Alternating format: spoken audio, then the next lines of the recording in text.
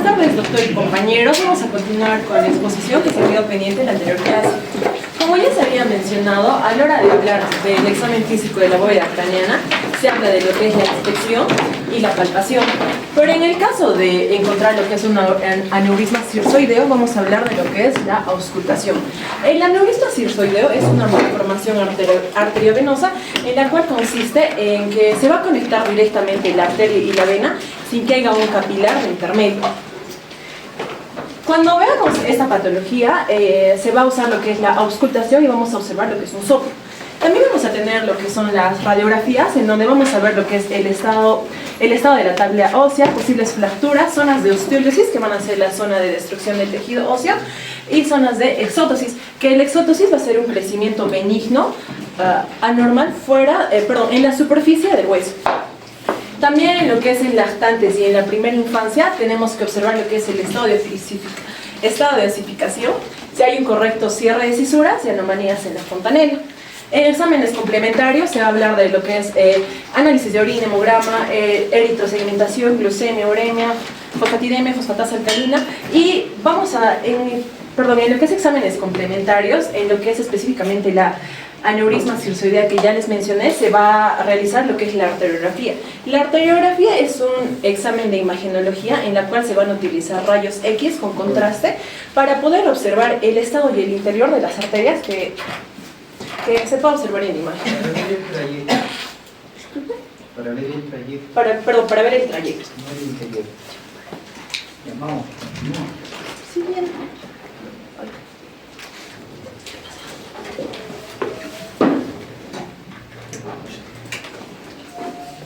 ¿Qué? ¿Ya terminaste?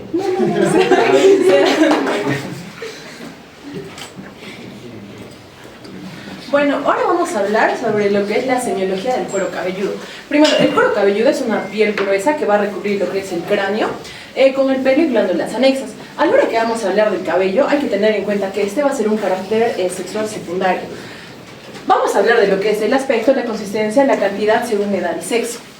Si hablamos en el sexo masculino, el cabello va a tener un límite un límite frontal de tipo masculino, un desplomamiento capilar frontal temporal, lo que va a ser el signo de Stern. Pero si lo explicamos en palabras más sencillas, el signo de Stern va a ser que los hombres presenten unas entradas. Eso es el signo de Stern. También estos van a ser caracterizados porque van a tener un cabello más grueso, más rizado, y van a tener mayor tendencia a tener seborrea, o sea, un cabello graso, y mayor tendencia a sufrir de calvicie. En cambio, si hablamos en el sexo femenino, va a tener un límite frontal femenino, que si observamos en las dos imágenes, en el caso masculino se va a tener, como ya les mencioné, las dos entradas, pero en el caso femenino no va a haber entradas. También, a diferencia del sexo masculino, este va a ser un cabello más largo, más fino y más sedoso. Si hablamos de la clasificación según tipos, vamos a tener los tres tipos, que comúnmente los conocemos como lisos, ondulados y encrespados. Los lisos, o también llamados leucótricos, se puede observar en la imagen, ondulados o simótricos y encrespados o ulótricos. Eso también nos sirve para poder decir, por ejemplo, digamos, el origen de dónde es la persona. Por ejemplo, el Massey nos da un ejemplo. Nos menciona que las personas que nacen en Argentina o son oriundas de Argentina, ellas se van a caracterizar por presentar cabellos ondulados. Ya. Si hablamos siguiendo con la semiología del cabello, vamos a hablar de la cantidad. En la cantidad vamos a tener lo que es normal, abundante y escasa. Lo importante acá es hablar de si es abundante o si es escasa. En el caso del sexo masculino, si estos van a tener una tendencia a tener mayor cantidad o más abundante, esto se va a dar por hipogonadismo. Pero como ya se había mencionado, el sexo masculino, ellos tienen mayor tendencia a sufrir de calvicie, es decir, que su abundancia de cabello va a ser menor. En cambio, en el sexo femenino, el sexo femenino va a tener mayor cantidad de cabello si la persona va a sufrir de hipertiroidismo. Si hablamos de que tiene una presencia de cantidad escasa, también lo denominamos como lo que es la alopecia y la calvicie, que esta es una deficiencia normal o anormal de la cantidad de cabello. vamos a tener tres tipos: la alopecia prematura, senil o alopecia en patologías. En lo que es la alopecia prematura, esta se va a dar, va a iniciar, mejor dicho, entre los 18 a los 25 años. En lo que es el caso del sexo masculino, se va a presentar en la parte superior de la cabeza, y en lo que es en el sexo femenino va a ser más moderada y más generalizada. Si hablamos de una alopecia senil, que esta se da por una atrofia cutánea, como su nombre lo dice, alopecia senil, es decir, que se va a dar ya en personas por la edad, ya mayores. Por último tenemos las alopecias patológicas, que se puede dar por infecciones agudas, crónicas, intoxicación, endocrinopatías y radioterapia. Y como se puede visualizar en la imagen, por ejemplo, esta es una alopecia patológica infecciosa crónica, que vendría a ser una sífilis secundaria. Pero como se dijo, la alopecia en lo que es el sexo masculino se va a dar en la parte superior de la cabeza, que se puede observar en la imagen. Luego, siguiendo con la exposición, vamos a hablar ahora de lo que es la distribución. En la distribución, en lo que es el sexo masculino, si van a presentar una feminización, es decir, que van a presentar mayor cantidad en lo que es el cabello y no van a tener tendencia a la calvicie, y tampoco van a tener tendencia a presentar un cabello seborreico. Esto se puede dar por tumores en el testículo o hipogenitalismo.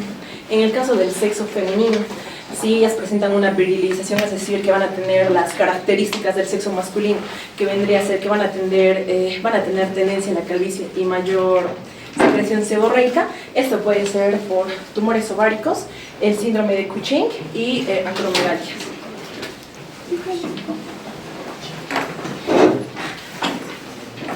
Ya, siguiendo, vamos a hablar de lo que es el color. Para hablar del color, vamos a hablar de que se va a perder el color congénitamente o adquirida. Si hablamos de la parte congénita, vamos a hablar de lo que es la leucotripia. La leucotripia es la pérdida de color, pero hay que tener en cuenta que esta no es una enfermedad, sino es el signo de una posible enfermedad. El ejemplo más claro que tenemos en esto es el albinismo, que en el albinismo se va a presentar personas con cabellos claros, amarillos o rubios pálidos. Estas personas van a tener cabellos más finos y brillantes.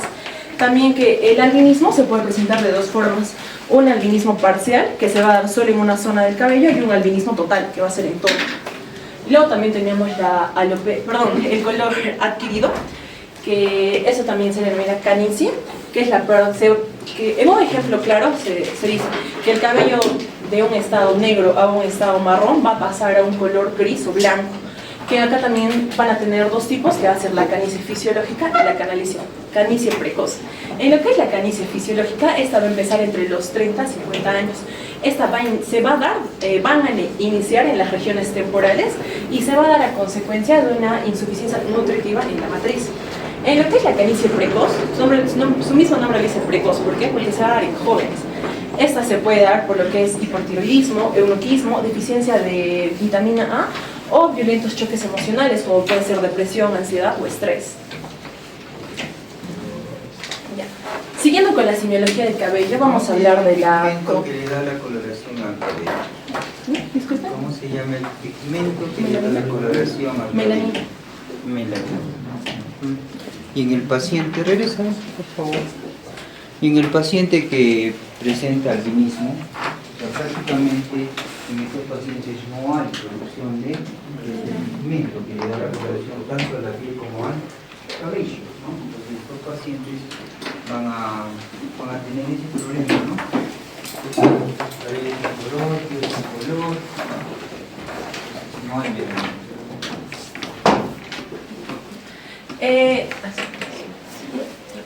Continuando con la exposición, siguiendo con la simbología del cabello, ahora vamos a hablar de la consistencia.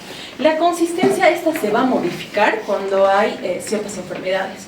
Algunos ejemplos de esto, por ejemplo, tenemos lo que es el hipertiroidismo. En el hipertiroidismo la consistencia va a cambiar y se va a convertir a cabellos finos y escasos. En el mixedema el cabello va a cambiar su consistencia a cabellos vastos, es decir, cabellos gruesos o grotescos, también secos y quebradizos. Y en el mongolismo, o también llamado la trisonomía de Turner, síndrome de Down, sus cabellos van a ser finos y lisos. Si hablamos del estado, primero vamos a mencionar la seborrea, que como ya se mencionó, esta es una característica. ¿Y cómo hacen el hipotiroidismo? finos y escasos van a... ¿Cómo es en el hipotiroidismo? Hipotiroidismo. Entonces sería abundantes y crudos. ¿Cómo se llama? Escasos, secos, escasos.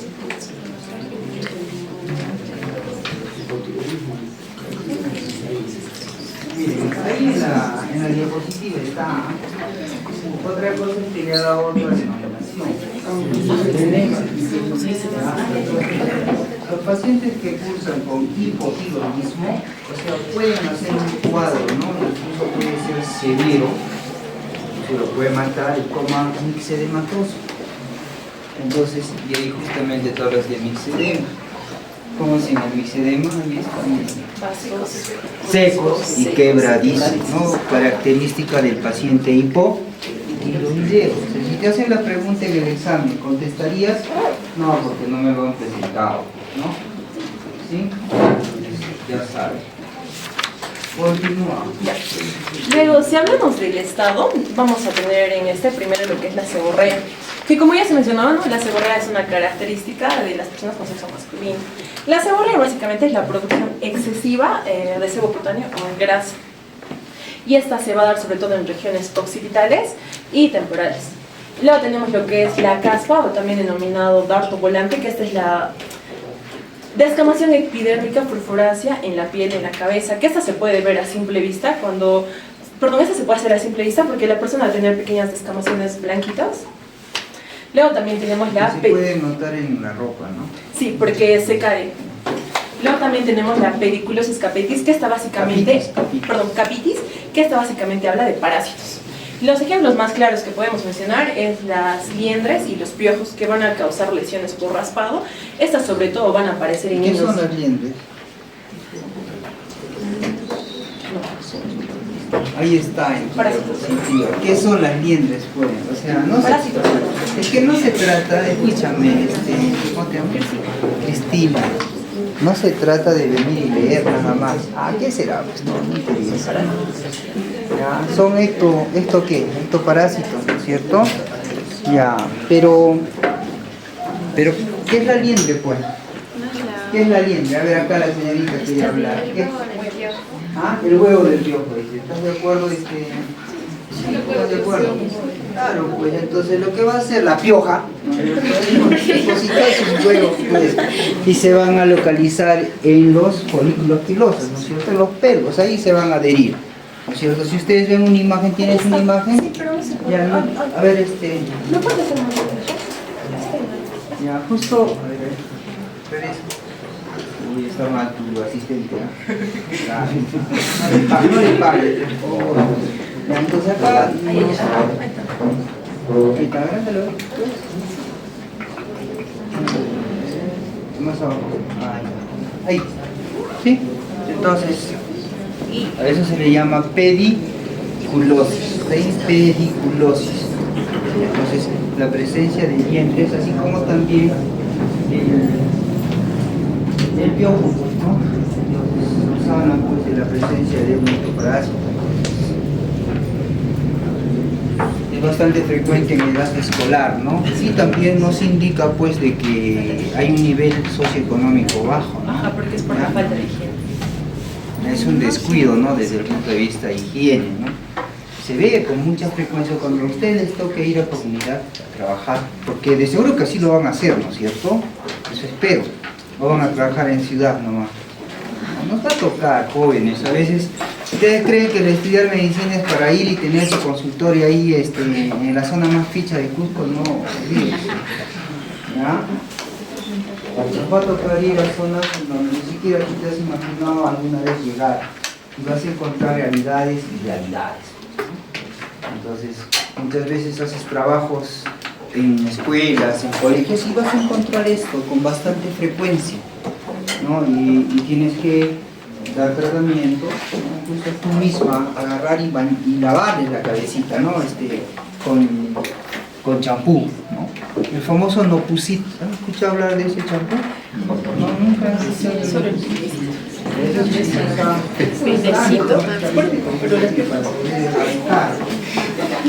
A los piojos.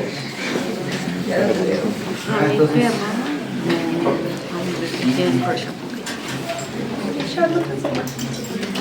y si hay liendres, si hay piojos, ese niño, ese preescolar se va a estar rascando constantemente. Entonces, si se está rascando constantemente, ¿qué es lo que vas a encontrar en el cuero cabelludo? Lesiones de rascado, ¿ya? Lesiones de rascado, ¿está bien? Entonces, estas lesiones de rascado son lesiones escoriativas a nivel del cuello, del cuero cabelludo. ¿Vamos? Por último tenemos lo que son las afecciones dermatológicas, que estas básicamente van a ser micoses cutáneas o hongos en el cuero cabelludo. Acá vamos a tener lo que son las petiras exintestinas, pero estos se van a observar a simple vista como manchitas rojas porque es una zona inflamada. ¿Cómo es eso? Explica, no he entendido. ¿Ustedes lo han entendido? Ha sido flash esa explicación. ¿Ah? Cuando nosotros tenemos afecciones micóticas a nivel de cuero cabelludo, muchas veces las zonas donde se ha afectado, o sea, son zonas despobladas, o llamadas también zonas, vamos, ahorita lo he mencionado, ¿cómo se llaman esas zonas despobladas? Alopecias. ¿Está bien? Entonces, carentes de pelo. Entonces, muchas veces la lesión es producto de una infección micótica de cuero cabelludo, o sea, va a generar esa pérdida de pelo, de cabello, ¿no? En esa zona, a veces en parches, ¿ya? Pero muchas veces no es hongo, no pueden ser alopecias debido al estrés, ¿no? Que asemejan muchas veces un comportamiento como si fuera de hongo, ¿no? Pero la gran diferencia en el hongo, hay un halo eritematoso que no se ve lógicamente en una alopecia por estrés. Entonces, eso es sumamente importante. Entonces va a estar eritematoso, ¿ya? Esa es la característica de una lesión micótica, no piña capitis. Entonces, muy característico. Entonces, hay pérdida de folículos pilosos. En cambio, en la alopecia por estrés, el cabello se cae cada vez que te lo jalas o lo tocas, como si lo hubieran cortado con tijera. ¿Ya? Y se te va desprendiendo y cada vez va quedando una zona carente de pelo, ¿no? Como en moneda. ¿Ya? Entonces, pasa, no sé, si alguno de ustedes les ha podido pasar todavía que estaban estudiando para empezar, o durante la carrera, suele pasar jóvenes. Y es motivo de consulta frecuente, ¿no? Desde el punto de vista dermatológico.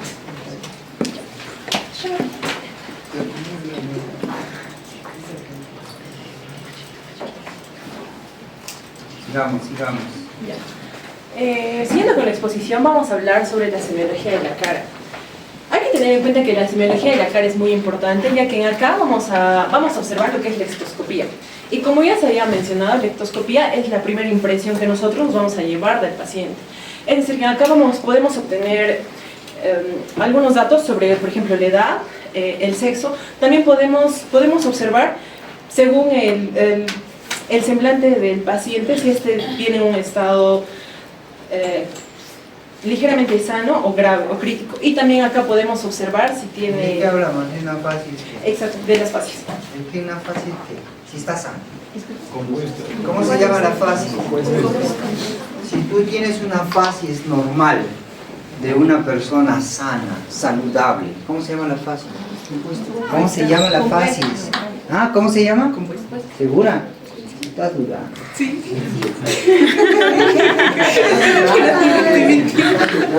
¿Cómo le puedo decir bien? No le puedo decir bien si está dudando. ¿Le han soplado por ahí? Dije sí. Una facies compuesta. Fuera descompuesta. Estamos hablando de las facies patológicas. Vamos bien, o sea, ¿crees que te estoy bromeando? No, es ¿Ya? Entonces las facies patológicas de las cuales vamos a hablar más tarde. Luego, en lo que son las características por sexo, en el sexo femenino se va a observar una piel más suave y más sedosa. En cambio, en el sexo masculino vamos a observar una piel más áspera y con distribución pilosa. En acá van a entrar lo que es las barbas, las patillas, y como ya se había mencionado antes, también van a tener tendencia a la seborrea. Si hablamos de las características de la edad, la piel en jóvenes va a ser más lisa, más tersa. Y si hablamos, y en el inicio de la madurez o en la adultez se van a observar arrugas o pliegues seniles, como se puede observar. También un dato interesante que quise agregar, que lo saqué del Chamorro, nos habla de lo que son los perfiles de rostro.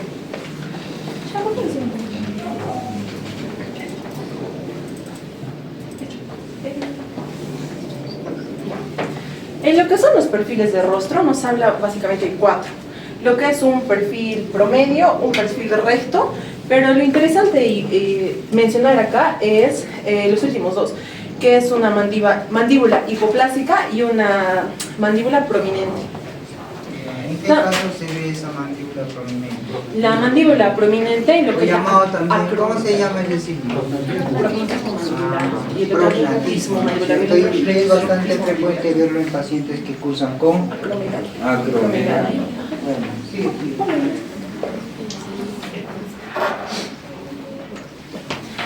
Ya, justo lo que mencionaba el doctor.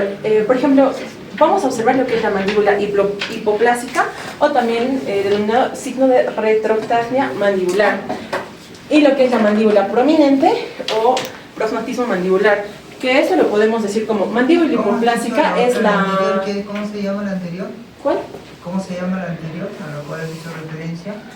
La mandíbula prominente, No, la otra, la anterior. hipoplásica, retrognatia mandibular. Ya. Que en palabras más sencillas, por ejemplo, en la mandíbula hipoplásica, esta le podemos decir que es la mandíbula va a estar retraída a lo que vendría a ser el maxilar. Y en lo que hablamos de la mandíbula prominente, sería que la mandíbula va a estar sobrepuesta o sobresalida a lo que es el maxilar. A ver. ¿Qué maxilar? Superior. Ahora sí. Con relación al maxilar. Con relación al maxilar. ¿Sí o no? Sí, superior y inferior. ¿La mandíbula también es maxilar o no? ¿Cómo se llama? Sí. Mandíbula o maxilar inferior. Por eso es importante. Y justo lo que mencionaba, en lo que es el prognatismo mandibular, esto se puede observar en la acromegalia. Que la acromegalia es una patología por la secreción de hormona del crecimiento, en la cual se puede observar en la adultez. Que básicamente esto va a hacer que los dientes no se van a alinear de manera correcta debido a las formas de los huesos de la cara. Y el otro que mencionamos, que es la retroctagnia mandibular, esto lo podemos observar en lo que es el perfil de roedor, que esta básicamente nos da la dificultad de morder, masticar y problemas en el labio.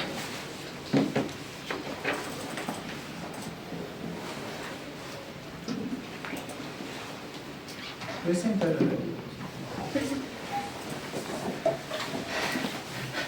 Luego, si hablamos ya también de alteraciones en la coloración de la piel de la cara, el primero que vamos a mencionar es la palidez, que esto básicamente es la pérdida de la tonalidad rosada de la piel.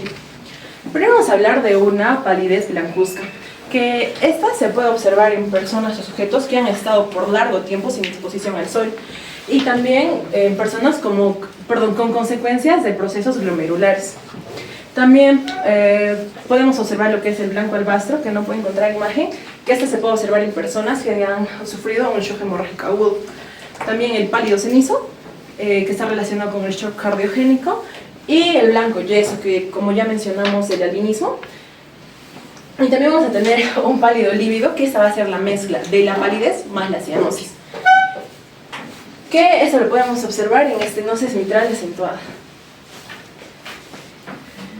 Como segunda modificación del color tenemos... Es importante, miren, ahí si bien es cierto lo han denominado con otro nombre, pero muchas veces debido a un cuadro hemorrágico cuantioso, nosotros podemos tener a los pacientes con una facies anémica, ¿no?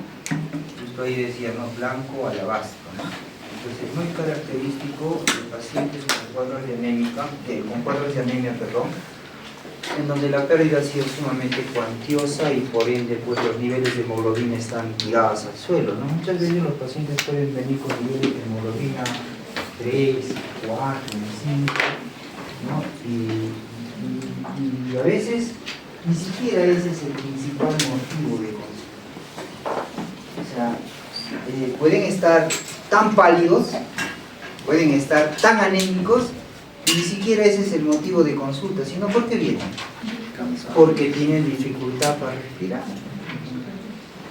¿Y por qué tienen dificultad para respirar? Cristina eres, ¿no?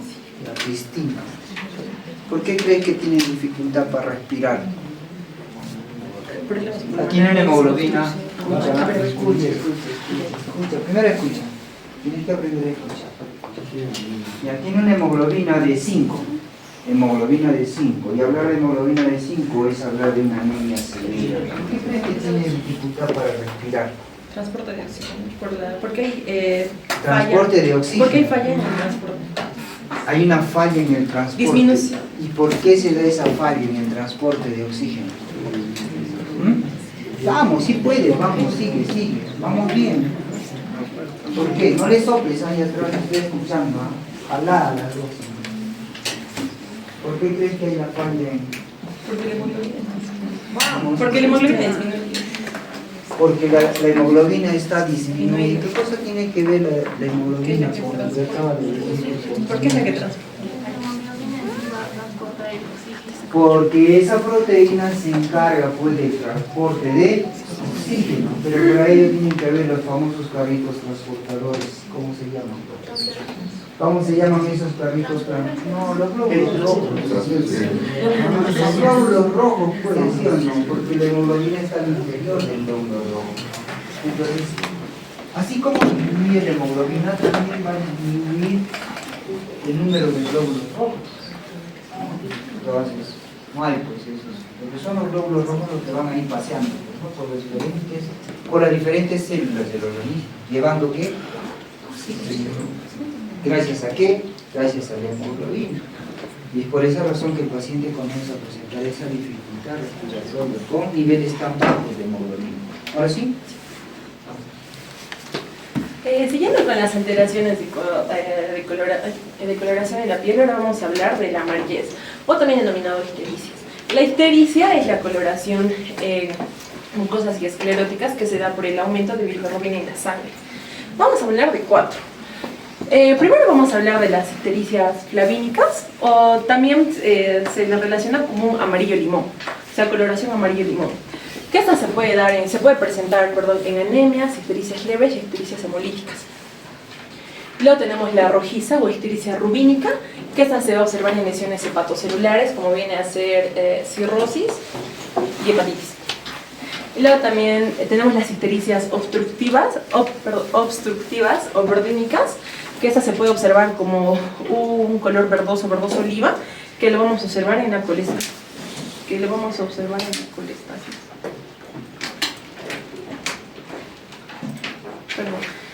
Y por último tenemos una amarillez parda o castaño oscura que que también es denominada ictericia melánica, que lo podemos observar en colestasis crónica o lesiones por raspado o prurito. Luego, ahora vamos a hablar de la rubicondez. Hay que tener en cuenta que la rubicondez va a tener 2 orígenes, un origen fisiológico y un origen patológico.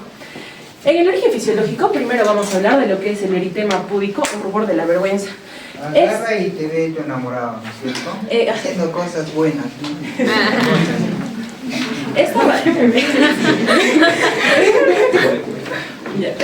El eritema púdico o rubor de la vergüenza es una respuesta de lo que vendría a ser, es una respuesta de enrojecimiento de la cara y cuello que se da por vergüenza, ansiedad, estrés.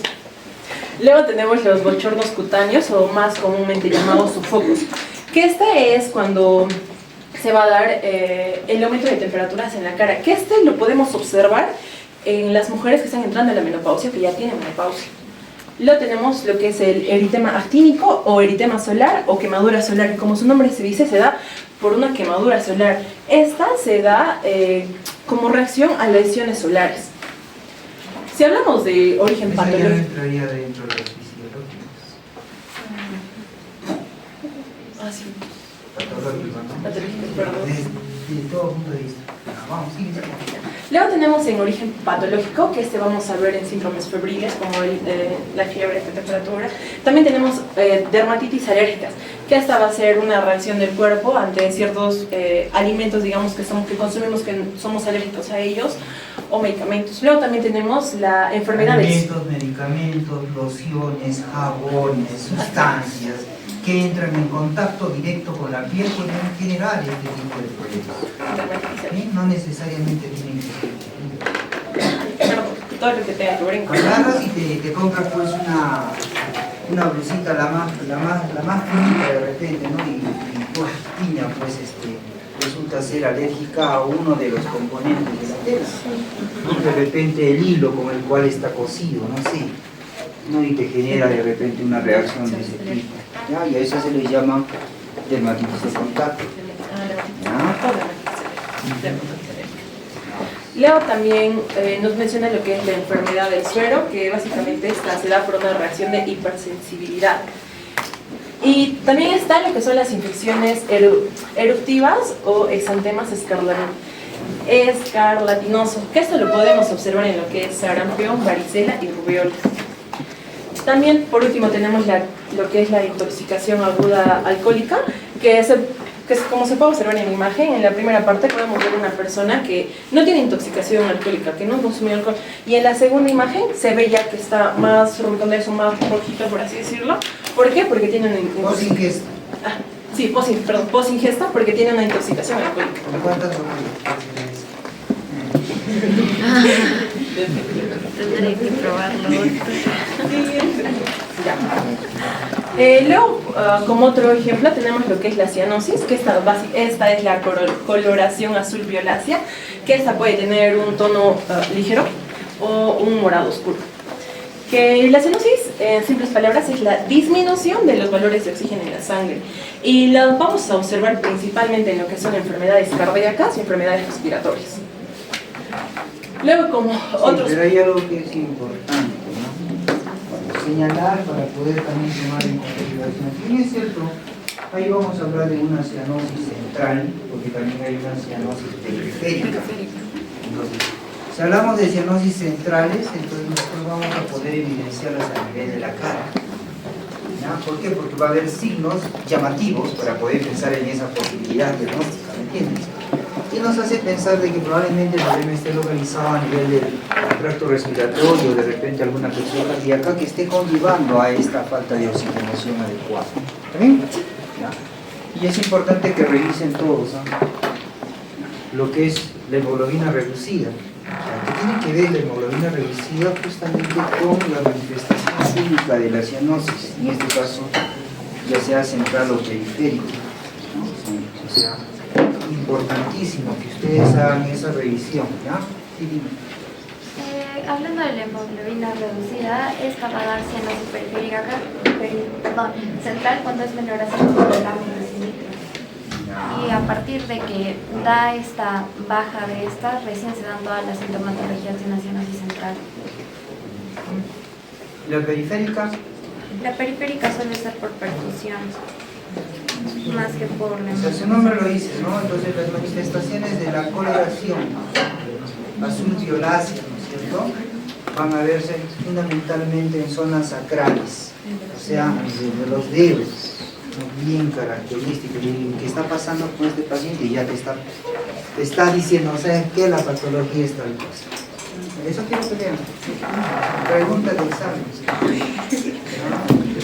Pero doctor, la compañera no ha puesto eso, no, sí, pero está en la tarea, creo que lo vean. ¿No? Continúa.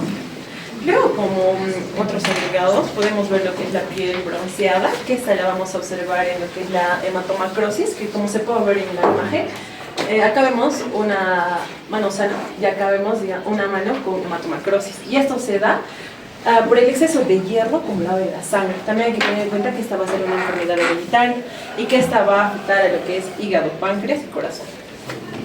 Luego, por último, tenemos una piel en coloración apizarrada, sepia o verde grisácea, que esta lo podemos observar en la enfermedad de Addison, que esta va... Ese nombre está mal, ¿no? Esa de piel bronceada, la de abajo, dice que hematomacrosis está mal.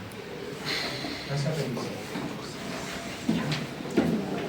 Y luego por último tenemos apizarrada, sepia o verde grisácea, que esta la observamos en la enfermedad de Addison, que esta básicamente se abren en el cuerpo zonas oscuras a comparación del tono normal de la persona.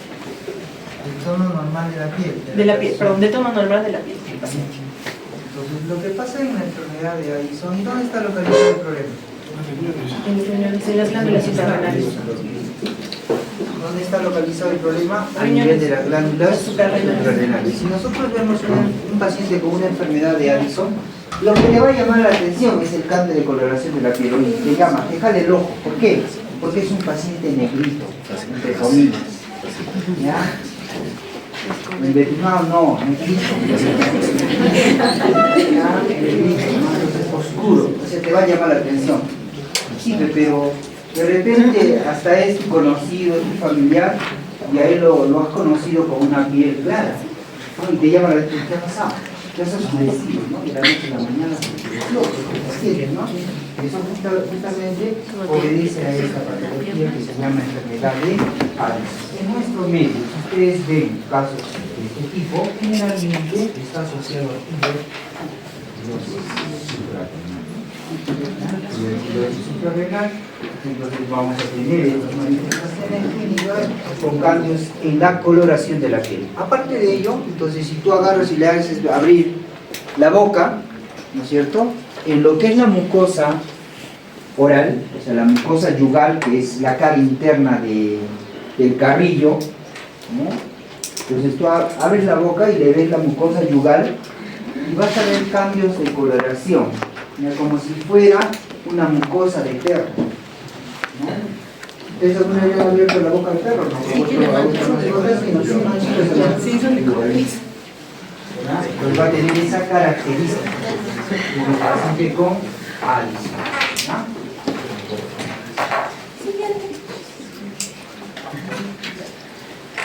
Por último tenemos las alteraciones cromáticas circunscritas. Primero vamos a tener lo que es el croasma grávido o máscara del embarazo. Gravídico, Gravídico o máscara del embarazo. Esto lo podemos observar en dos formas. Primero, como su nombre lo dice, máscara del embarazo. En personas, mujeres que están gestando, estas van a aparecer alrededor del segundo mes de embarazo y se van a observar como manchitas en la cara. Es decir, que sigamos manchazas son. Manchazas. Ah, Que no, por eso le llaman máscara del embarazo. Entonces, muchas veces las personas que quedan embarazadas van a presentar una hiperpigmentación de la piel, ¿no? Una hiperpigmentación que va a ser notoria sobre todo a nivel de zonas expuestas, ¿no? Entonces toda la cara se le mancha, es una máscara. Y esta lesión de la piel, producto del embarazo, o sea, a veces es tan difícil de tratar, o sea, no desaparece tan fácilmente, ¿no? Años y años y estás con la máscara, ¿no? Entonces, ¿qué es lo que hay que hacer en esos casos? Bueno, ahí tiene en las pacientes gestantes, ¿no? O sea, va a haber pues influencia hormonal que va a condicionar a que esa zona se hiperpigmente, ¿no? A no ser pues, ¿no?, que la señora embarazada tenga la suerte del mundo y la hiperpigmentación solamente se localiza a nivel de la aureola mamaria y a nivel de los genitales. Pasa, ¿no? Y en la cara, nada, ningún rasgo que nos haga pensar de que estuvo embarazada recientemente. Puede pasar, ¿ya? Pero sí va a haber pues mayor producción, ¿no?, de melanina, y por ende pues se van a aparecer estas lesiones hipercrónicas, ¿ya? Continúa. Pero también esta la podemos observar en pacientes que sufren con trastornos uterováricos. Otra alteración cromática tenemos lo que es el vitiligo. El vitiligo es un trastorno autoinmunitario crónico que este se va a presentar como la despigmentación en manchas blancas irregulares, como se puede observar en la imagen. Por ejemplo, en la imagen podemos observar una persona que tiene la piel de color moreno y se puede observar que hay zonas de color blanca. Esas son manchas blancas irregulares, que es la característica del vitiligo. Luego también tenemos los neus pigmentarios o también lunares, que esas son lesiones cutáneas benignas, que se da por la agrupación de Se han melanocitos. comido los chinchines, ¿no? Eso es lo que falta, eso es lo que le pasa al chinchín marrón, ¿no es cierto? ¿Sí o no? Ah, ¿le pasa o no le pasa al chinchín marrón? Así que lo se hace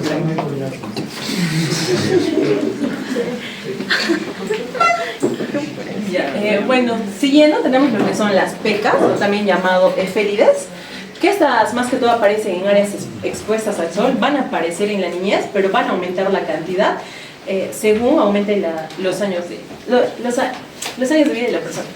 Luego, por último, tenemos lo que son las angiomas planos o manchas vinosas, que estas se pueden observar como manchas de nacimiento. Esta se da por una hinchazón de los vasos sanguíneos y se observa en la piel como una coloración rojiza o violácea. Vinosa, ¿no? Ojo vinoso. Rojo vinoso, rojo violáceo. Ya, por último, les voy a hablar sobre lo que es la semiología de los pelos de la cara. Para hablar de la semiología de los pelos de la cara hay que tener en cuenta que esta va a ser más característica en el sexo masculino que en el femenino, como ya se mencionó. En lo que es el sexo masculino van a aparecer en la pubertad o poco antes de la pubertad. Estos se van a citar en lo que es en el vello del labio superior o en las patillas. Y en el caso el sexo masculino tenga una feminización, o sea, no cumpla con estas características, esto se puede dar por un tumor en el testículo o tumores suprarrenales. Luego, si hablamos en el sexo masculino, en el sexo femenino, estas tienen que aparecer, lo normal es que aparezcan después de la menopausia o en síntomas del climaterio, pero si el sexo femenino sufre de una virilización, es decir, que le aparece en la pubertad, le aparece en la pubertad o le aparece en otras zonas, esta se puede dar por trastornos gonadales, síndromes adrenogenital, síndrome de Cushing o agromegalias. Por último hablaremos de las cejas. Las cejas es una agrupación pilosa que va a ser importante para el rostro porque esta es la que nos va a brindar la expresión del rostro. Acá vamos a hablar de lo que es una alopecia ciliar total y una caída de la cola de ceja. En la alopecia ciliar total, como dice, es alopecia focal, no va a haber cejas. Es decir, que si digamos un paciente viene a nosotros y observamos eso, nosotros podemos deducir que esa persona está pasando por tratamientos de quimioterapia. En lo que es la caída de la cola de ceja, o también denominado signo ortoque o el signo de la reina, estos nos hablan, ¿no? Es la caída de la cola de la ceja, es decir, que vamos a tener la ceja menos la cola. Y esto podemos observar como un signo en lo que es la sífilis y el hipotiroidismo. Gracias.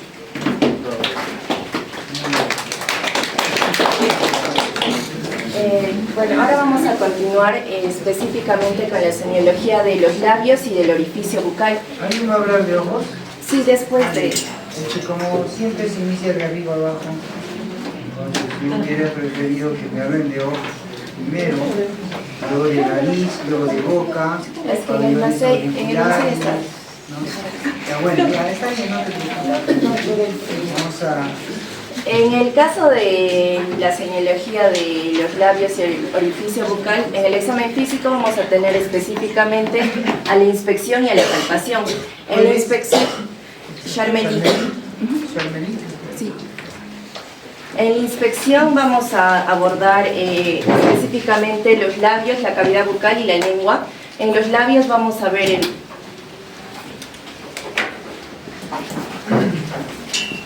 el color, la simetría, el volumen. Adelántalo, adelante. En los labios vamos a ver el color, las deformaciones, el volumen, las erupciones y la simetría. En la cavidad bucal las lesiones, en la lengua las alteraciones en la superficie y textura y finalmente las pruebas de dinámica de los labios. Y a la palpación vamos a observar, lo que se evalúa mayormente es la consistencia, el dolor, los nódulos y la humedad. Entonces, primero en la inspección vamos a ver que en los labios el color va a ir variando dependiendo de la patología a la que nos estemos enfrentando. Principalmente si el color de los labios va a ser de un color pálido, va a indicar anemias, que es la deficiencia de hemoglobina. En el caso de las mujeres menor a 12 y en el caso de los varones menor a 13. El cianótico, color cianótico que podemos observar menor a 11. 11. 11. ¿Segura? los niños cianóticos, cuando son de color azulado. En este caso vamos a observarlo principalmente en hipoxias, enfermedades donde va a haber falta de oxígeno, y en poliglobulias, es decir, en la que va a haber mayor cantidad de glóbulos rojos. En el caso de los varones mayor al 58%, en el hematocrito, y en el caso de las mujeres mayor al 53%. El color rojo vivo que podemos observar aquí, en estos labios, se va a deberse principalmente a anemia hipocrómica esencial, es decir, a la anemia que se va a darse por falta de hierro, o a la anemia ferropriva, o anemia ferropriva. Ahora, el color parduzco, la verdad no encontré una imagen, pero en este caso principalmente se va a deberse a un estadio terminal en la fiebre tifoidea. Luego vamos a tener las deformaciones, principalmente lo que se ve sobre todo en los niños es el labio leporino. Este se va a caracterizar porque el paladar va a estar hendido y vamos a tener diferentes tipos, ¿no? Vamos a tener, por ejemplo, los labios leporinos unilaterales.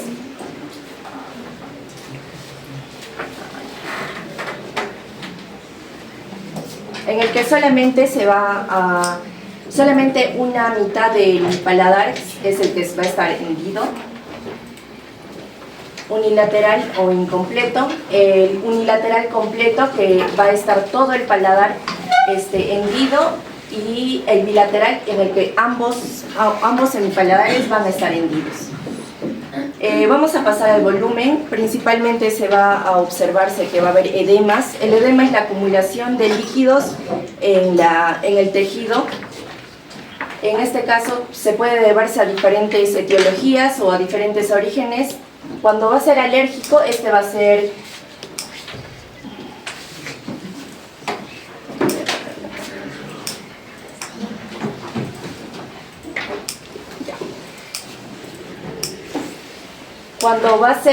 de origen alérgico, este se va a darse dependiendo del paciente y dependiendo de a qué sustancia es alérgica. Por ejemplo, se puede observarse en esta imagen, ¿no?, que va a ser a nivel subcutáneo y se va a observar el edema como un aumento de volumen en el labio superior. Puede ser causado por medicamentos, alimentos, y por ejemplo, mencionaba el Massey el edema angioneurótico o de Quincke, que este edema va a estar caracterizado o va a ser importante porque va a ser principalmente afectado el labio superior. Luego vamos a tener al edema que se va a darse por inflamatoria o keilitis, que es... Una cosita. El famoso edema neurótico de Quincke, o sea, como bien lo has dicho, muchas veces puede ser provocado por la administración de un antibiótico, de algún otro medicamento, alimentos a los cuales la persona tiene que ser alérgica, ¿no? Y lo más frecuente es ser alérgico a los mariscos o a productos marinos, ¿no? O de repente por ahí al maní, a la fresa, que pueden desencadenar este tipo de sintomatología, ¿no? Porque muchas veces no solamente va a haber un compromiso a nivel del labio, sino también puede haber un compromiso tan semejante a nivel de la glotis, ¿no? Lo cual le va a generar un cuadro de dificultad respiratoria. ¿Por qué? Porque la glotis la epiglotis se va a edematizar, se va a hinchar tan igual que el labio, y esto va a generar un cuadro obstructivo de la vía respiratoria, que se va a matar la paciente. Es una cuestión sumamente grave, en las cuales tenemos que actuar de la manera más rápida posible. Los problemas alérgicos. Ahora, el incremento de volumen, ¿no?, del labio puede ser también de carácter inflamatorio. Sí, agarran y te dan un puñete, ¿no? O te golpeaste, ¿no? O sea, de casualidad caíste del labio, pues, ¿no? Entonces, y pues un incremento de volumen puede ser unilateral, puede ser bilateral, ¿no? Entonces puede ir acompañado muchas veces de contenido no líquido, ¿no? Entonces podemos tener ahí de repente un hematoma, ¿no?, adicional al incremento de volumen, ¿no? Y lo más característico en algunos casos, cuando es de carácter inflamatorio, es el que viene acompañado de dolor. En otras ocasiones también, como vamos a ver más adelante, de prurito o escozor cuando es en caso de infecciones. Bueno, como bien lo mencionaba, cuando va a ser de tipo inflamatorio, se va a denominarse también keilitis, que va a ser la inflamación crónica del labio. Podemos ver en este caso cuando sean infecciones dentales o cuando haya erisipela, que va a ser esta infiltración. No se ve muy bien, pero se puede ver un distinto hasta color, que va a ser una infiltración dérmica de color medio roja, y también al palparlo, en este caso vamos a utilizar la palpación, y al palparlo va a ser dura. Otro va a ser el antrax del labio. Antrax, como podemos observar aquí, que este va a tener ya también líquidos, en este caso va a ser el pus.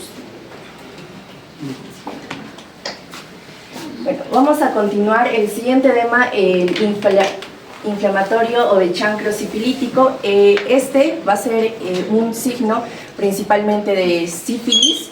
La sífilis es una enfermedad de transmisión sexual, y no solamente se va a presentarse a nivel del labio, sino se puede presentarse a nivel de otras mucosas. En este caso, pero hablando específicamente del labio, se presenta principalmente en lo que son las comisuras labiales. Hoy en día no se debería ver esas manifestaciones clínicas, ¿no? Sí. ¿Por qué? Porque ya lo que leí es que ya hay diferentes tratamientos y hasta Porque ya, vacunas. o sea, hay tratamiento, y lo otro es de que se para vigilando eso, ¿no? Ustedes han visto que a los gestantes les piden pruebas para poder descartar sífilis. Tú vas a hacerte un examen médico y te piden pruebas para descartar sífilis. Pero no solamente sífilis, pero también otras enfermedades, incluido el VIH, ¿no? Forma parte de un panel de exámenes para poder descartar. Y si te sale el resultado positivo, ¿qué hacen? Entonces, si hay una alta sospecha de que sea sífilis, tratamiento antibiótico, ¿no? Y se corta, ¿no? Y se evita pues llegar a estadios de sífilis terciaria en donde hay mayor compromiso. Ahora vamos a ver los tumores. Estos a la inspección usualmente pueden o no estar visibles. Es por ello que también vamos a utilizar lo que vendría a ser la inspección activa. Entonces, primero vamos a hablar sobre los tumores benignos. Estos vamos a observar aquí que van a ver, por ejemplo, este tumor, que es un angioma cavernoso simple y que también es parte de una enfermedad mucho más que compromete más a todo el cuerpo, pero puede aparecer, y dependiendo también del diámetro y del tamaño de este tumor, es en el que vamos a poder ver, ¿no? Si es que llegas, por ejemplo, este es benigno, pero si es que el diámetro o el tamaño de los tumores llegase a ser de mayor cantidad, de mayor tamaño, entonces estos podrían llegar a ser malignos. Otro que vamos a observar va a ser la macroquilia. No se ve muy bien en esta imagen, pero está en el labio inferior, en el que además de tener mayor volumen todo el labio inferior, va a estar de un rojo más vívido. Luego vamos a tener al lupus eritematoso fijo o discoide. Este es característico, o mejor dicho, es un tipo de lupus y a su vez va a presentar otros tipos de características, como podrían ser las mariposas o las erupciones en forma de mariposa en los cachetes, entre otros, ¿no? En el caso de los labios, vamos a ver de que este va a tener, o va a ser un tumor más pequeño, pero alrededor va a estar rodeado de color rojo, no se puede observar muy bien aquí. En los tumores malignos vamos a tener a los epiteliomas cutáneos y al chancroide. En el caso de los epiteliomas cutáneos, se puede observarse aquí el pequeño tumor. En el caso de los chancroides, esta va a ser mucho más dolorosa y además va a tener desescarapelación, que podemos observarla aquí, y va a tener una base indurada, dura, bordes hinchados y brotes sangrantes. Es característico del cáncer de los fumadores de pipa. Luego vamos a continuar con las erupciones. Estas van a darse, puede ser en el labio superior, labio inferior o en las comisuras labiales. Uno de los más característicos es el herpes labial. Podemos observarlo aquí, que son erupciones de color blanquecinas. Y esto se va a darse en el herpes labial principalmente por microvesiculares. microvesiculares. Bolsitas de agua, ¿no? Ajá. Microvesiculares. Por infección neumocócica y principalmente en la de Sí, tipo el herpes labial es una infección viral, neumocócica. pero que se va a hacer de manifiesto toda vez que el paciente por ahí tenga una neumonía neumocócica. Entonces, tienes una neumonía por neumococcus, entonces fácilmente puedes gatillar la aparición de un herpes labial. Y no se va a darse o no va a aparecer, por ejemplo, en la tifoidea, ¿no? En infecciones tifoideas. Luego vamos a ver el impétigo verdadero. Este podemos observarlo en la comisura. En esta comisura, en este caso van a ser de color rojas parduzcas y O sea, las costras, generalmente por producto del impétigo van a ser de aspecto mielicénico, o sea, como miel de abeja. Ese color va a tener. Entonces tú ves, y se da generalmente en los niños. Viene el niño con una lesión de repente en el ángulo de la boca, y tú agarras y observas, y ves las características de la costra, el color de la costra, y tiene el aspecto de una miel de abeja. Entonces tú dices, este es un impético. ¿Ah? Una costra mielicénica. miel de abeja. Miel de abeja. Ajá. Bueno, en otros también vamos a ver, por ejemplo, en las comisuras también la Queilosis. Ajá, o estomatitis angular. o estomatitis angular. Esta se va a darse por deficiencia de la riboflavina B12 y va a ser un epitelioma del labio. Ya, no es riboflavina B2, B2, perdón. B2. Y también es característico del chancro sifilítico, junto con otros signos que habíamos estado viendo.